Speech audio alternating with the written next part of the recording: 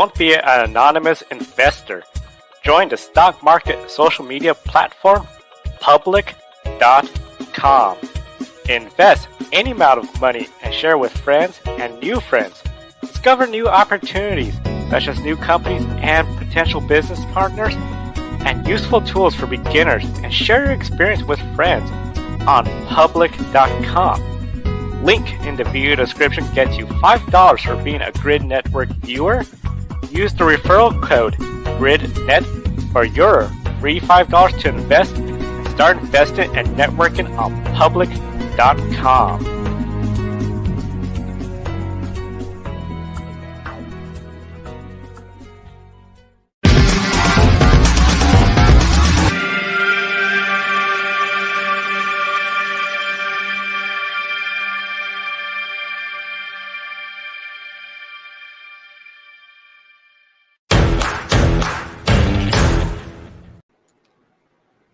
Hello, everyone, and welcome back to another episode of Grid Live Encore. Apologize, we're getting started a little late here with some technical difficulties, but I'm back here tonight with Brandon Crossland. Brandon, how are you doing?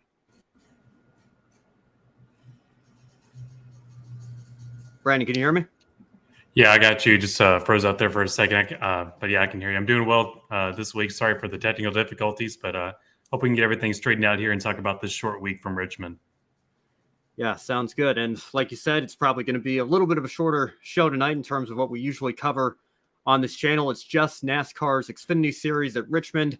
So we'll fill in some of the extra time recapping the Modified Tour. It's a series we haven't talked about yet on this show, but they were also with the Cup Series and Xfinity Series at Richmond this weekend. But since we have a shorter lineup tonight, I want to take some time to discuss some news that just broke very recently here regarding the Hall of Fame. We have some news regarding the class of 2023 ballot that was just released earlier today. That, of course, includes 10 modern era nominees and 5 nominees from the pioneer era, if you will.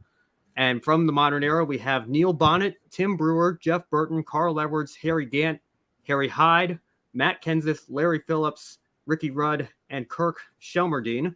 And on the pioneer side, we have Sam Ard, AJ Foyt, Banjo Matthews, Herschel McGriff, and Ralph Moody.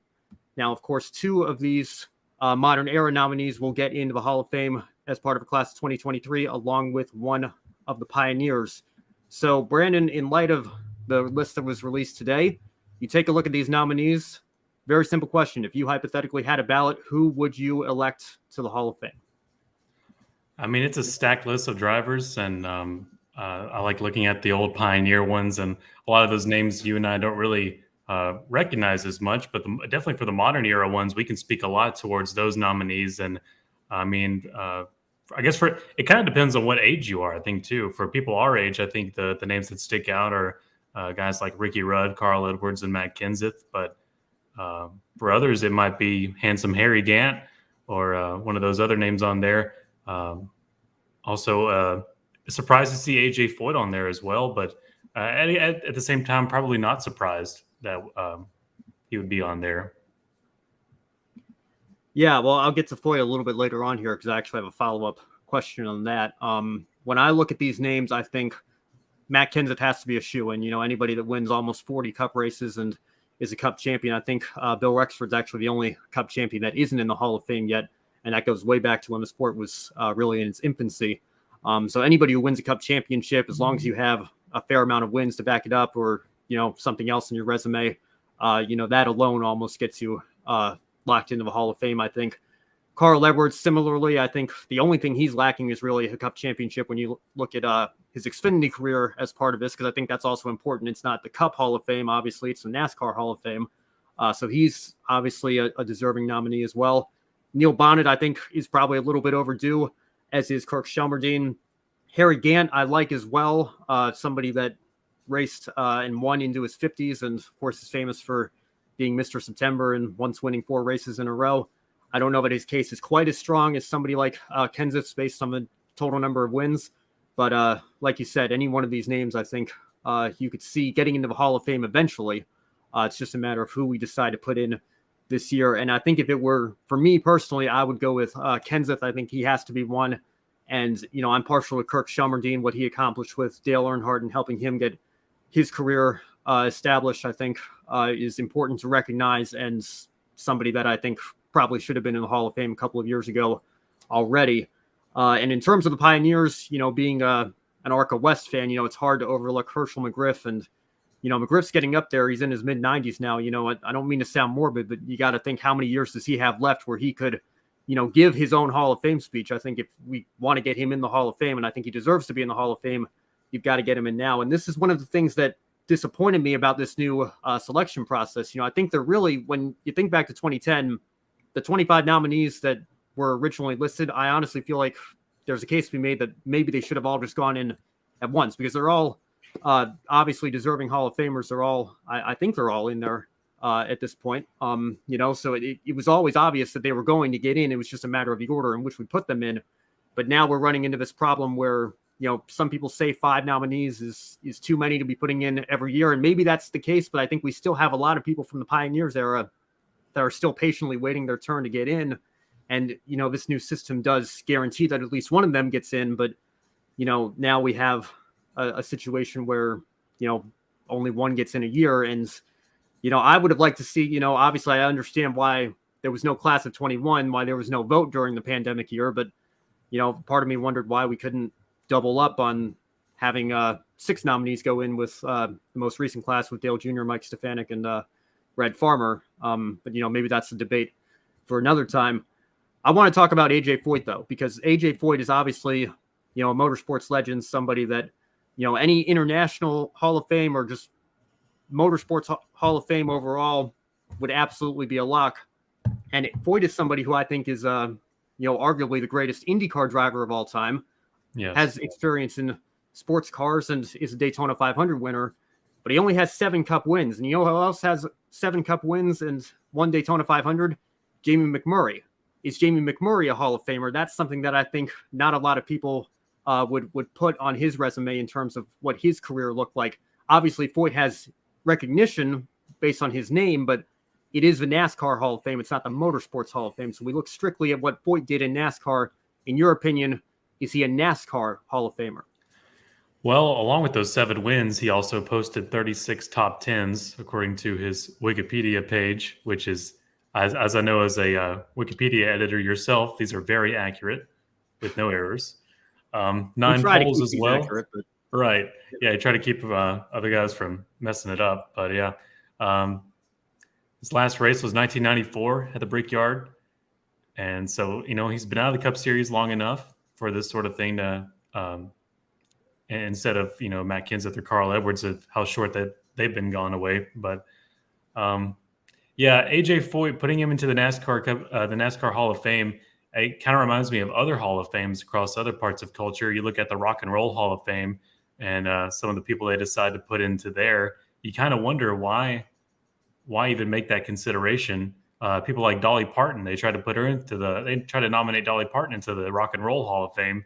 And she kindly declined it because she thought she wasn't deserving of that. But they've definitely put other people into the Rock and Roll Hall of Fame that didn't deserve to be there or didn't really fit the genre, my camera unplugged for some reason. Well, that's all right. We can hear what you're saying. Keep talking. Yeah, that's okay. But yeah, I think AJ Foyt, he doesn't exactly fit the mold with the rest of these nominees, but I think people are looking more at what he did overall for motorsports. He's of course, the only one to win all the crown jewels, the Indy 500, Daytona 500, 24 hours of Daytona, 24 hours of Le Mans, and 12 hours of Sebring. On the international scale, he's a megastar. He's the GOAT. But maybe for the NASCAR Hall of Fame, that may be his claim to fame for being in there, is just his overall contribution to motorsports. It would look weird 100 years from now if we didn't have AJ Foyt in the NASCAR Hall. Yeah, and well, that was something that Aaron Creed, who we follow each other on Twitter, he just responded with that. I put this poll out and got 26 votes. 54% said yes, AJ Foyt is a NASCAR Hall of Famer. 46% said no. And I think that that's the biggest argument, both for and against Foyt, is that, he obviously has the name recognition for what he did for motorsports, generally speaking. But strictly speaking, as a NASCAR Hall of Famer, when you look at what Foyt did, it's not exactly eye-popping numbers or Hall of Fame-esque stats like you would expect to see on a NASCAR Hall of Fame resume. And again, for my money, I think Foyt is arguably the greatest IndyCar driver of all time. He has 67 wins to Mario Andretti's 52. He has 7 IndyCar championships to Mario Andretti's 4. And it's the really big one that everybody knows is he has 4 Indy 500s to Mario Andretti's lone Indy 500. So on those numbers alone, a lot of times that's the debate in IndyCar. Is it Foyt or Andretti? I think Foyt wins all the statistical categories over there. Mm-hmm. But we're talking specifically NASCAR here. And, if it were a motorsports Hall of Fame, you'd obviously take all of that into consideration. But you only take what's sanctioned by NASCAR into consideration here.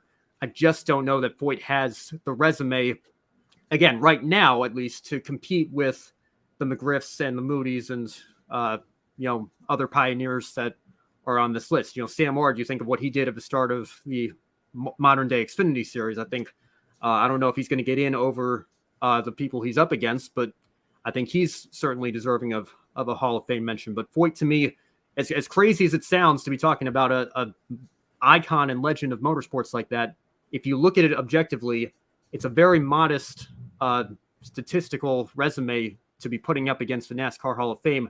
And I would just caution people maybe to not let Foyt's status in motorsports overall get in the way of considering whether or not he goes into the Hall of Fame. Fair enough. But I think I would be on the side of that he needs to be in the NASCAR Hall of Fame. But I respect your points, though.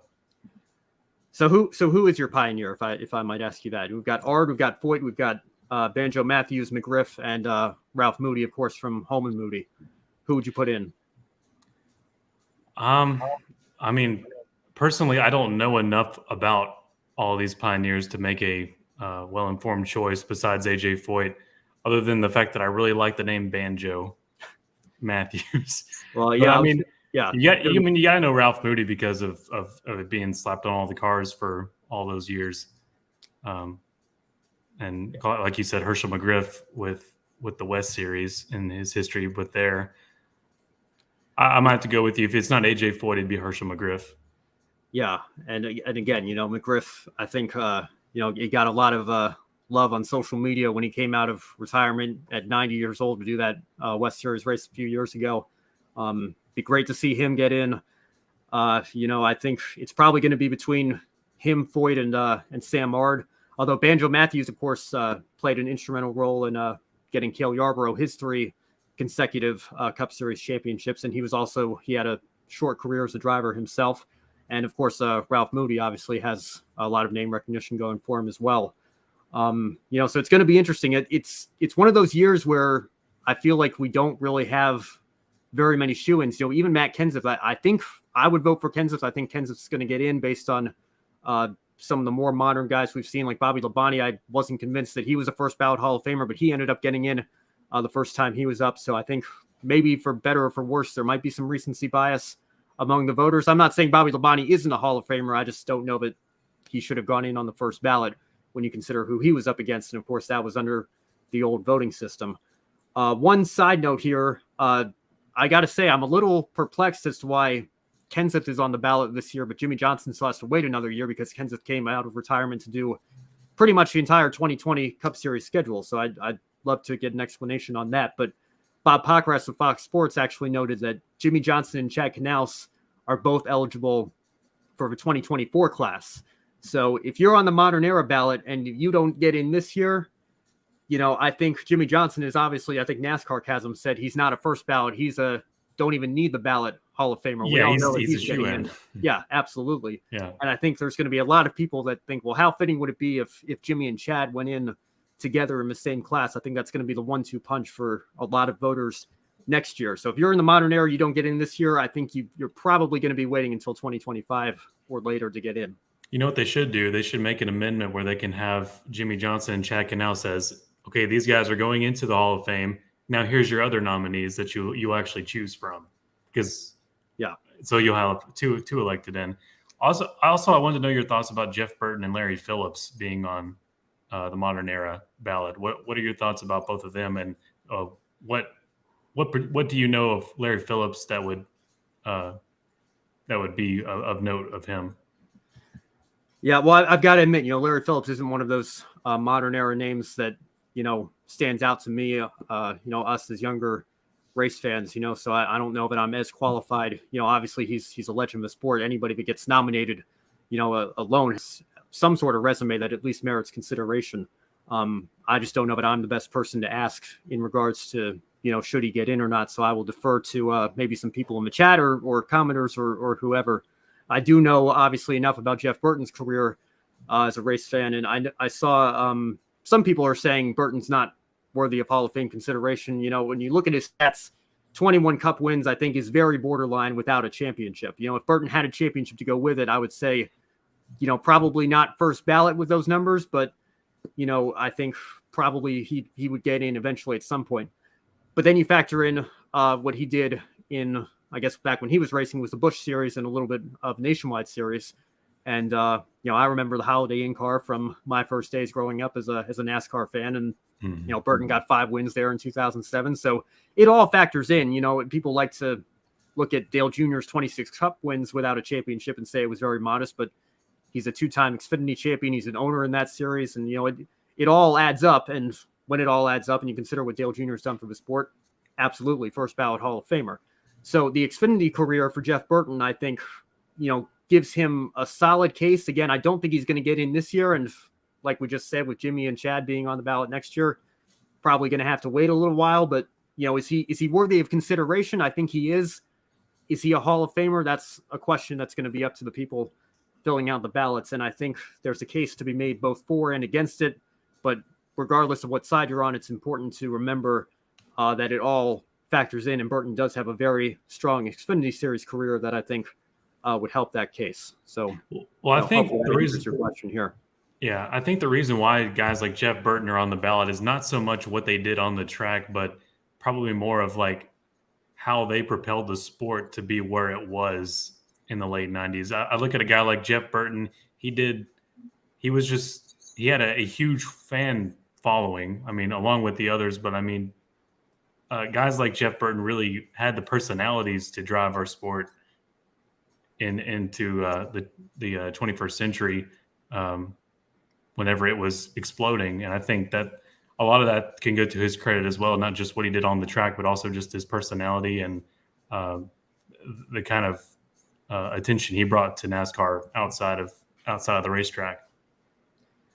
Yeah. Well, I guess, you brought up a good point regarding Jimmy Johnson. Of course, we all know he's going to get in. We all knew Jeff Gordon and Tony Stewart were locks to go in on the first ballot.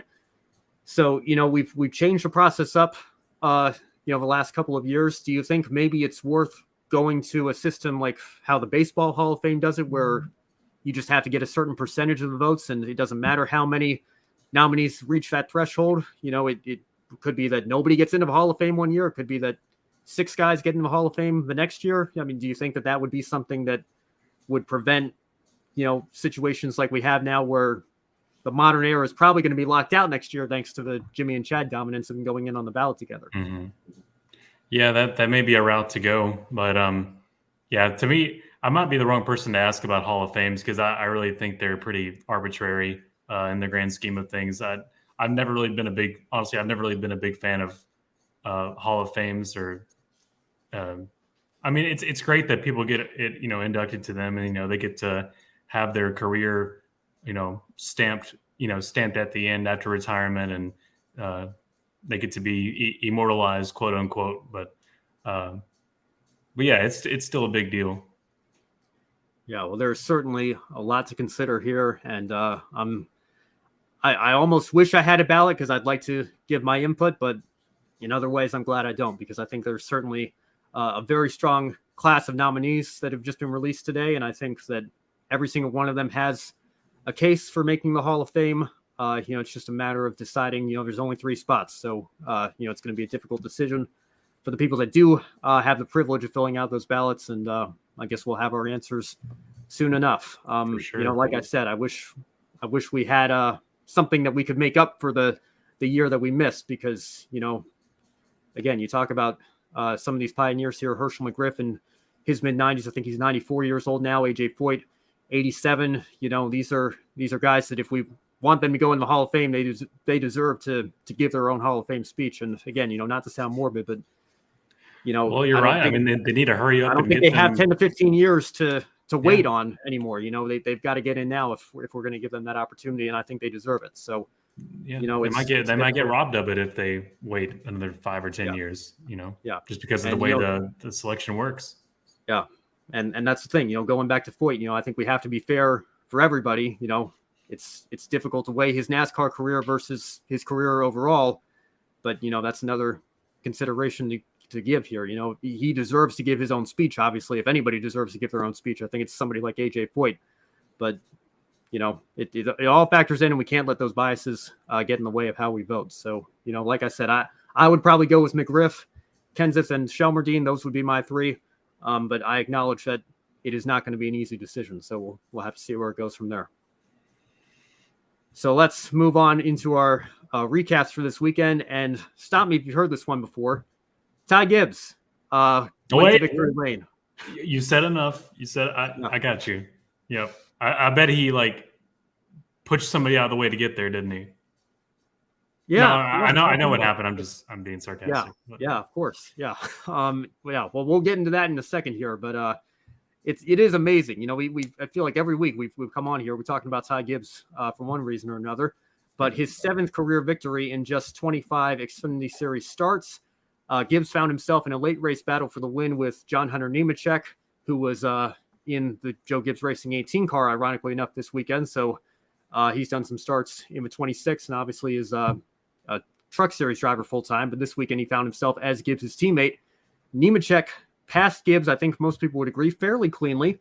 There might have been a little bit of incidental contact, but nothing clear like a bump and run to move somebody out of the way. It was just good, hard racing. But Gibbs came back with an aggressive bump and run.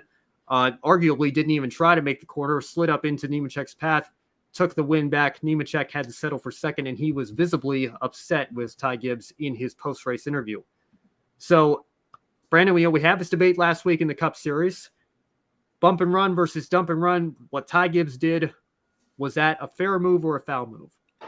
At Richmond, I think it's a fair move. I think this is what they kind of line you up for. This is what they expect. This is what the fans expect. This is kind of what NASCAR wants to happen. So I don't see why. And this is something that John Hunter Nemechek would do if he was in the P1 position and Gibbs was coming in on him as well. I think it wouldn't have been any different. And so I don't have any reason to believe that this is not a fair move by Gibbs. And he certainly had more aggressive maneuvers already this season compared to Saturday. So you can't fault him too much, but I think he said it best. He just kind of brushed it off. He talked about John Hunter for a few seconds in his post-race interview and just said, well, it's just kind of pulled Joey Logano. Well, it's just short track racing and moving on now. Yeah, well, it reminded me of 2 things. It reminded me of Fall Martinsville 2018 when Truex spent laps and laps trying to get around Joey Logano, did it cleanly, and then Logano came back and obviously moved him out of the way, and that arguably is what allowed him to go on and win a championship. So, you could definitely argue he did what he needed to do in that situation. But then, John Hunter Nemechek is the guy that ran Cole Custer off the track at Canada at Most Sport and Truck Series a couple of years ago. And I think that that's something that, people were bringing up here and there on social media, but largely got forgotten in all this is, John Hunter Nemechek, does he really have the right to complain? I know it was several years ago now, but you look at something that he did years ago and compare it to what Ty Gibbs did on Saturday, that's what I'm saying. I think Nemechek's contact was, certainly a lot more egregious, even though Custer still came across the line second in that race. It was clear that, that I wouldn't necessarily call that a clean move. Certainly I think this move was much cleaner than what Nemechek put on Custer that time. So, what comes around goes around in this sport. And, I think people have gotten this, it's the word I'm looking for here. It's Ty Gibbs has really become known for some of his aggressive on-track moves here, and I think that maybe plays a role in how people view this move here. If it had been a couple of different drivers in that situation, a lot of times I think we let that bias get in the way of whether or not we consider it a clean move or a dirty move, depending on, does that driver have that reputation? That's the word I was looking for there. A reputation for racing like that. And I think Gibbs is, even though he's still obviously very young and, still developing as a driver in the Xfinity series, he's already earned that reputation as a driver. I think that really maybe didn't help his case among the popularity of the move that he made. But, at the end of the day, he's holding a trophy. So, you do what you got to do to win. I mean, and that it really is just Richmond. That's how you operate at Richmond. I mean, you would have been kicking yourself if you didn't take a chance to defend yourself if you got the lead spot. And lucky for us, this I'm sure this argument will not leave us when we go to Martinsville. They're still going to be having this on the brain, and there's going to be a lot more close quarters for them to settle this out once more. Yeah, well, it was ironic. I remember listening to the Dale Jr. download, because we'll talk about Jr. here in a second as well, because he'll be coming back to do his one-off in Martinsville. But, last year he did it at Richmond and, kind of ran into Josh Williams and a couple other guys here and there. And on the Dale Jr. download, when he revealed that it was going to be Martinsville this year, Mike Davis came up with the tagline, like, "You thought I ran into a lot of people this year, wait till you see when we go to Martinsville and, all the contact that you see there." So I think there's certainly going to be some hurt feelings and tempers flaring, when we go back to another short track next weekend. So, we'll see what happens there, if Ty Gibbs will be in the middle of it or not. I'm sure he's going to be running up front with the way he's been running all year. But, we've run out of things to say about how incredible it's been, to have a basically 25% win rate, at this point in your career is simply incredible. There's going to be some young boys next weekend who grew up idolizing Dale Jr. that are going to come out of there hating his guts. Yeah, I'm sure there will be. Yep. So we want to spotlight a couple of other drivers that had some strong runs as well. Parker Retzlaff had a strong top 10 run pretty much all day for Ryan Sieg's Xfinity Series team, and he even had to drive back into the top 10. He fell behind in the pits a little bit, but a very strong run for a guy in only his second career Xfinity Series start. So, the ARCA East veteran certainly turning some heads and impressing in equipment that I think has certainly improved quite a bit over the last few years, but I still don't know if we would say it's at the level of a Gibbs or a Stewart-Haas, Cup level team that's racing down the Xfinity Series. So, Brandon, I guess this question would be kind of twofold here. How impressive is this for Retzlaff himself as a driver? And does this also show how far Ryan Sieg's small team has come in the Xfinity Series just over the last few years? Yes, it is impressive. And yes, it does show that they've made some building room since then. And it's really nice to see when ARCA East drivers or ARCA West drivers can, whenever they make their Xfinity debuts, it's typically at those short tracks where they're so familiar with that style of racing. I think of how quickly Josh Berry just came onto the scene with Junior Motorsports. And it sort of patterns that, just being able to run into get into the Xfinity Series after spending most of your time in grassroots racing and really able to pull out a good finishing run on the short tracks. And I hope Parker Retzlaff has some more opportunities here with Ryan Sieg. Yeah, I'm sure he will after the run that he put in on Saturday. And, kind of bouncing off that, another ARCA East driver that ran the full schedule last year is running the full ARCA Menard Series, main series schedule this year. Roger Carruth making his anticipated Xfinity Series debut. He finished 24th for Tommy Joe Martin's Alpha Prime Racing.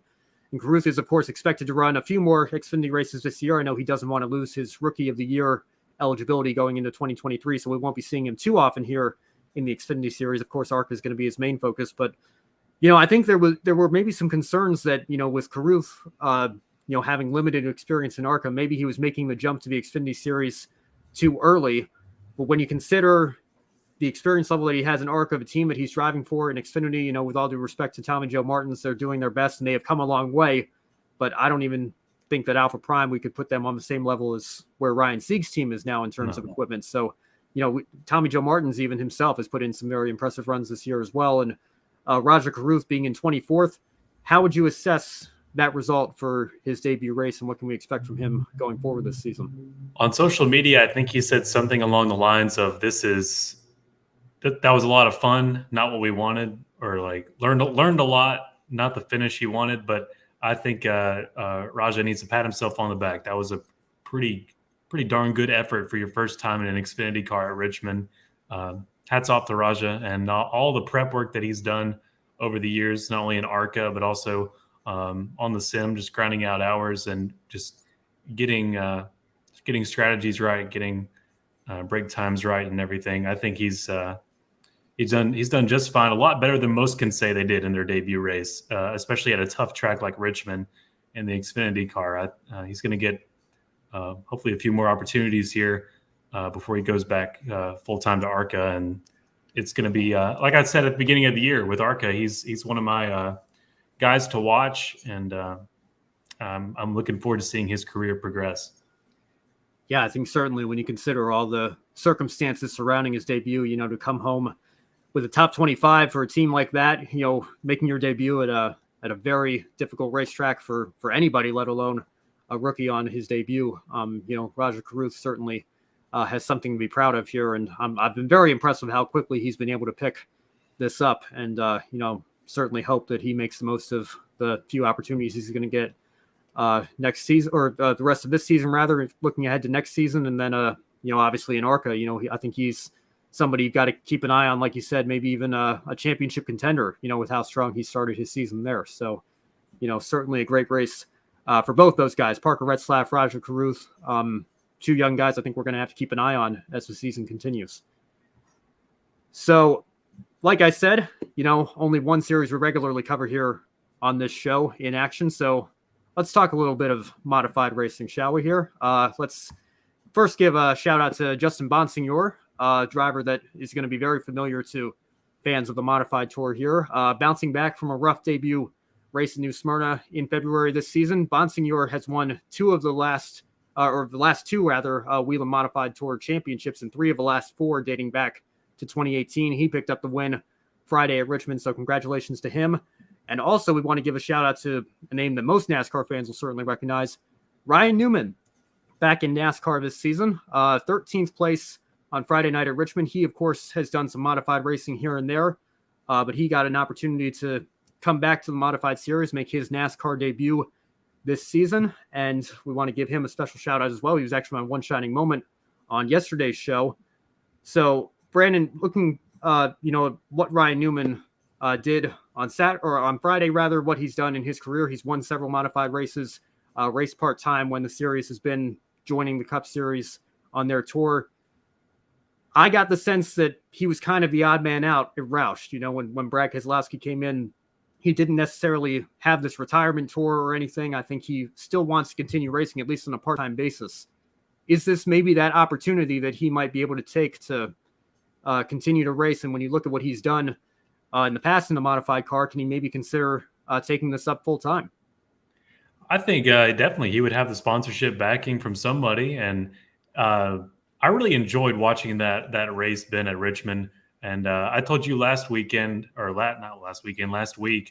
the show was over, how much I really have enjoyed the Modified Tour whenever I get a chance to see it. I just love those cars. I love how they drive on iRacing. I know that's not a fair comparison for the actual guys that really do the real work, but man, they're just a cool little car that have a really interesting history, how they branched off from the original stock car back in the day. And they just eventually came to that consensus of like, okay, this is how we're going to make our modifieds. But Ryan Newman, he was leading a lot at that race. And it's a shame that the camera work didn't really pick up or speak about, I don't think, about whenever he lost the lead. All of a sudden, they went back to him and he was at, right, it was just in the highlight reel, I guess. He went back to 20th all of a sudden.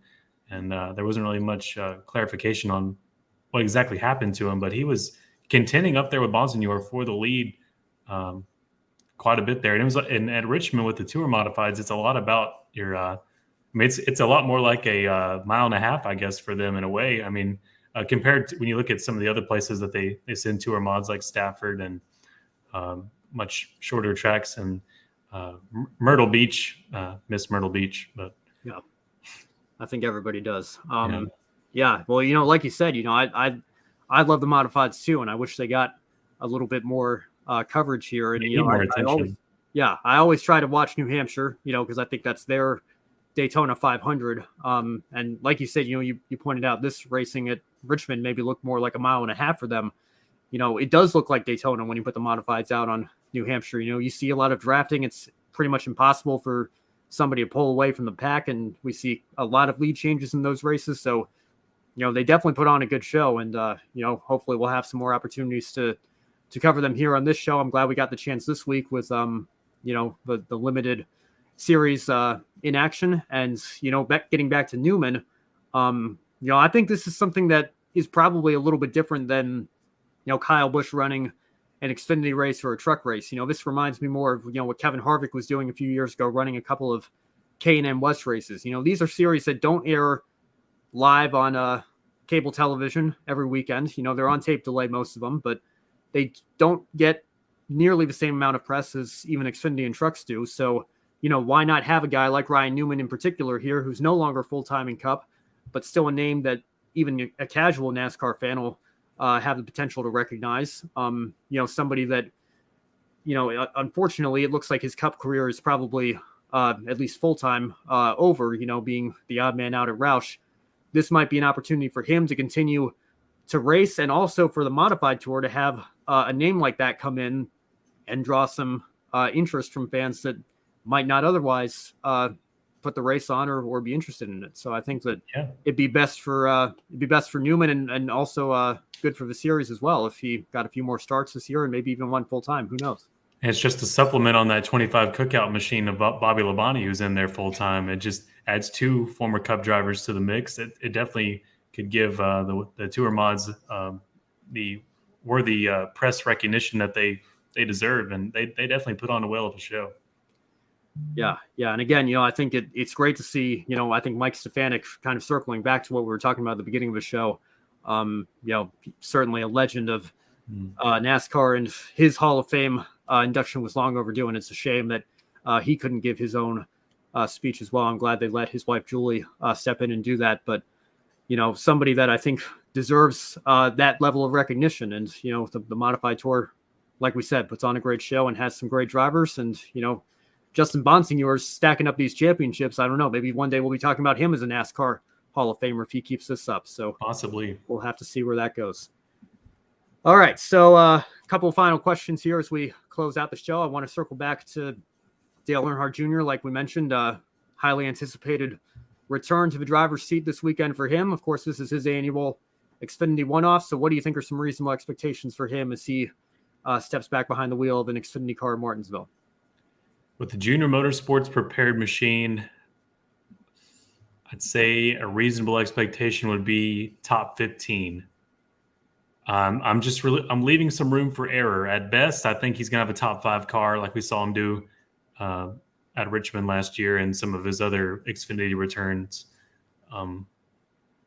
But yeah, I think a safe number would be probably top 15. But I think at the best, he'll be running in the top 5 or even contending for a win. I'm thinking there's going to be some trouble up front that he might benefit off of, or some strategy he might benefit off of to keep a top 5. Yeah, you never know how these are going to go. Particularly a race like Martinsville, sometimes there's a lot of attrition with the beating and banging of short track racing. But I've always been very impressed at the job Dale Jr. has done. I think Richmond last year was probably the most that he struggled since he started doing this and retired from Cup racing. But, he nearly won his first one of these at Richmond in 2018 and then had a strong run at Darlington. I think some people were wondering why he chose that track, because it's one of the most challenging tracks on the schedule, but he certainly made the most of it and came away with a solid finish there. And then, ran well at Homestead in 2020. And, last year coming back to Richmond, he's always proven that despite only getting in these cars once a year and coming out and doing it, he can still do it very well. And, I would not be surprised if Junior comes away with a top 10, or like you said, maybe even a top 5. I think a win, might be maybe, like you said, we got to keep our expectations in check here. I wouldn't put it past him, but I think top 10 is certainly a reasonable goal to shoot for if you're Dale Jr. this weekend. Yeah, and he's been known of saying in the past that he doesn't just come back to ride around. He's coming back because he wants to win. He wants to challenge himself. And, you got to think it's a lot of physical and mental preparation to just, okay, what am I doing to get back in the car again just once a year? There's a lot of behind the scenes preparation that has to be put in for this sort of thing. I don't think it's like what a lot of people think, where you can just decide you're going to get back in the car one day after it's been, just a annual thing you do just for fun, Yeah, it is certainly impressive what he has done these last few years. And finally, as usual, we'll close out the show here. And again, I'll give it to anything you saw this weekend. You can talk about the Cup race as well if you want, since you weren't on the wrap-up show yesterday. What is your one shining moment from this motorsports weekend? One shining moment, I will give it to Ryan Newman this week for his stellar performance in the Tour mods at Richmond. So you're taking a page out of my book from yesterday's show, I see. I didn't listen to the show yesterday. That's all right. It is. Yeah, great minds think alike. Well, I think, certainly great to see Newman back out there. I guess since I talked about Newman yesterday, I'll give it to Justin Bonsignor, since he won the race. And obviously, like I said, he could win a championship again this year. As far as I'm concerned, he is certainly one of the best modified drivers we have right now. And he was able to showcase that once again this weekend. So great to see him get another win and maybe mount another championship charge. Who knows what the future holds for the modifieds this season. So that is going to do it for another episode of Grid Live Encore here. Be sure to subscribe to the Grid Network if you haven't already, and follow us on all of our social media platforms, Twitter, Facebook, Instagram, TikTok. We've got them all. If you like what you see here, take 5 minutes to invest in Grid Network's Patreon. And of course, thank you as always to Colin, Deschelle, and Mark, who have already done so, and keep us on the air throughout 2022 and beyond. And a special thank you as well, like I mentioned, to Colin, Mark, and Deschelle, as well as those who have already bought us a coffee, one-time donation option. Thank you to Edward, Amber, and Zachary for that. If you'd rather only make a one-time donation, we have that as well. You can buy a coffee for your favorite on-air talent, no matter who it is. Any amount, as I said, will help us continue to grow our motorsports media outlet here at Grid Network. Thank you, of course, as always, to our sponsor, Public.com, the stock market social media home.